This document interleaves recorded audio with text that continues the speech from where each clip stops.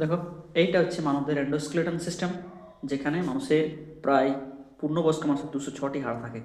তার মধ্যে কিছু বিশেষ হাড়গুলোর নাম আমি বলছি, সেগুলো একটু দেখে নাও। তাহলে এইটা হচ্ছে স্কাল, যেখানে দুটো অংশ, একটা হচ্ছে ক্রেনিয়াম, এইখানে যে হাড়গুলো এটাকে ক্রেনিয়াম বলি, আর এটা হচ্ছে ফেসিয়াল বোন।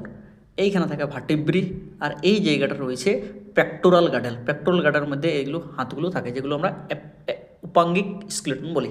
এগুলো হচ্ছে রিবস, যেগুলো 12 জোড়া থাকে। স্টারনাম, এটা যে স্টারনাম এটা একটি থাকে। কোষেরুকা প্রায় 26টি থাকে, এখান থেকে এখান পর্যন্ত। পেলভিক গাডেল দুটি থাকে, দুদিকে দুটি, এবং এদিকে থাকে পাগুলো। ঠিক আছে, পায়ের অস্থিগুলো এরকমভাবে থাকে। হাতের অস্থিগুলো দেখো, হাতের অস্থিগুলো এটা হচ্ছে হিউমেরাস, এটা রেডিয়াস, আলনা, কার্পেল, মেটাকার্পেল, ফ্যালাঞ্জাস। ঠিক আছে, এদিকেও সেম ভাগ রয়েছে। পাগুলো দেখো, এইটা হচ্ছে ফিমার, এইটা হচ্ছে টিবিয়া, ফিবিউলা, টার্সাল, মেটাটার্সাল, ফ্যালাঞ্জাস। তাহলে এরকমভাবে আমাদের স্কেলেটন সিস্টেমটা রয়েছে। তার মধ্যে এখানে একটু দেখার বিষয় যে আমাদের যে ফেসিয়াল হাড়, সেই ফেসিয়াল হাড়গুলো প্রায় 14টা থাকে, হাইওয়েড বোন নিয়ে 15টা থাকে। তো সেগুলো কী থাকে?